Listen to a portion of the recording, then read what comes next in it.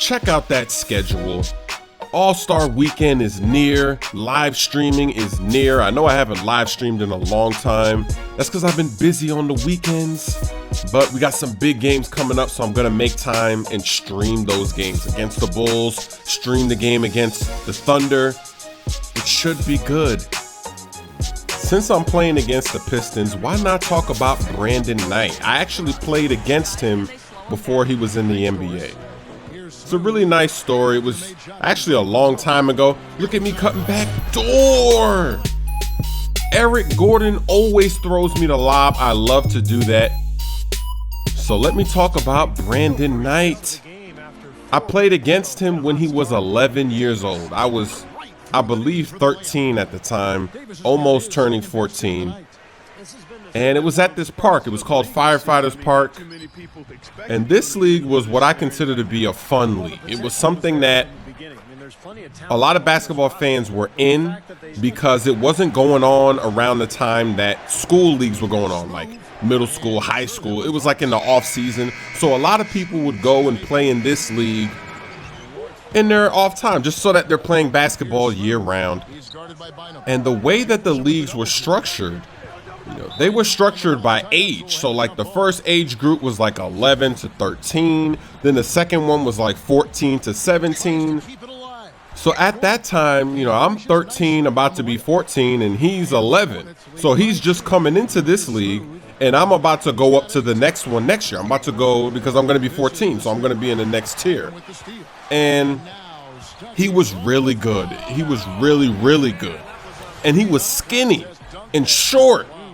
And I was skinny too. I mean, even today people will say I'm skinny, but when you're skinny and you're young, you're really skinny. Like if you're, let's say you're 18, 20 now, you're looking back at your years when you were growing up, and if you were skinny, you were probably really skinny. So you kind of have a description of how he was. And the way that this league worked is that we basically got drafted by coaches, volunteer coaches.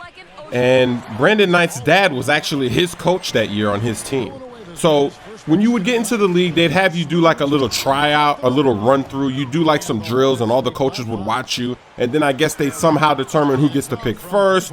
So, they would pick teams that way. And my team actually that year, we were really good because I was 13, I was good. And then we had all the tall guys. We had like these two kids that were like 6 foot at the time. So they were like our centers. Our team was really good. Our team was way better than his. Now, what everybody remembers, they remember Brandon Knight's dad yelling at him over little things. It was, at the time, it was really funny. He would make like a little mistake, not even anything that you would really notice. He'd make a mistake and his dad would be raging at him like, how could you do that? And all the parents, because parents used to come and watch their kids play, all the parents used to be like, something's wrong with that guy. Like, it's not that serious. And a lot of the parents, they used to hate his dad because they see this kid, he's 11 years old and he's getting yelled at for doing basically, he's not really making mistakes, and they didn't understand it, but hey, it worked out because he's in the NBA today. So it worked out. So, if I have a son, when he's 11, I'm going to yell at him like that, and then he'll be in the NBA. So everyone that grew up in this area, we all remember Brandon Knight. Even the Lob City producer, my homie Remedy, he remembers Brandon Knight. And when he was in college, we were like, you remember Brandon Knight? And we're like, yeah. And then everyone's like, he's about to go to the NBA. And it's an amazing story because as we see him in college and, stories are coming out about his life, it comes out that he had like a 4.0 GPA in high school and he was playing basketball. Like, that is really impressive because there's not that many people in school that have 4.0 GPAs. I mean, that's basically a perfect GPA. Okay, so there's not that many people that have that. And then on top of that, he's an athlete as well. Because high school is a very distracting time. I'm sure a lot of people, when they look back to their high school years, they say things like, some people, they hated high school. They were like, it was terrible. They got bullied or they're dealing with all kinds of things. Oh, I'm bullying Brandon Knight in a video game. Oh my gosh. 2K disrespecting Brandon Knight right there. Splash. Look at that stumble. That's like the All-Star game right there. Oh my gosh. That's brutal. But yeah, now that I think about it, the 4.0 GPA, I think that was in college and not, oh wait, Lob City. Another backdoor cut live from my boy Eric Gordon. So his 4.0 GPA was in college, which makes it even more impressive because college, you know, you actually really have to do work in college. It's not like high school. High school, you can do a lot of skimming and still get an A in a class. But in college, you got to put your time in. So that's really impressive that he was able to balance everything and still be the player that he is, make it to the NBA.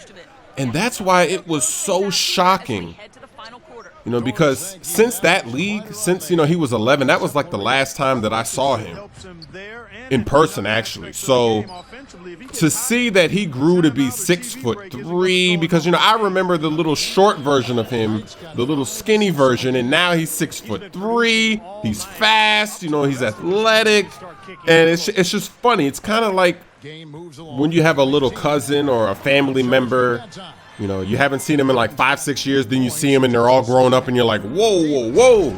Yeah, that's kind of like what it is. So, you know, his story is amazing. Even though I'm not a Pistons fan, I root for Brandon Knight. You know, I hope he has a great NBA career.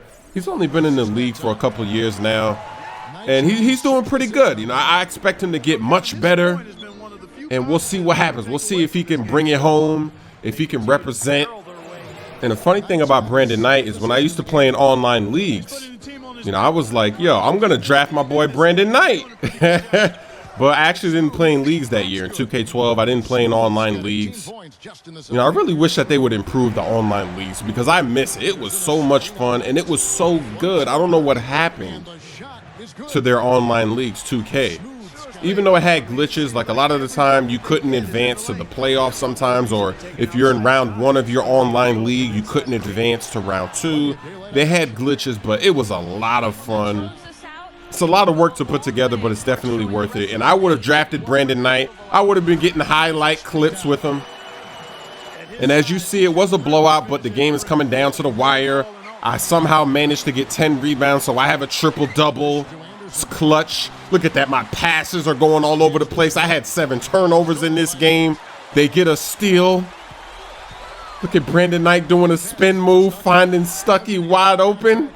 It's only a 2-point game. I was doing a lot of fooling around in this game. I didn't even really care about the win. I mean, we've been on such a great winning streak. I was just going for stats, and this is what happens. Now it's a close game.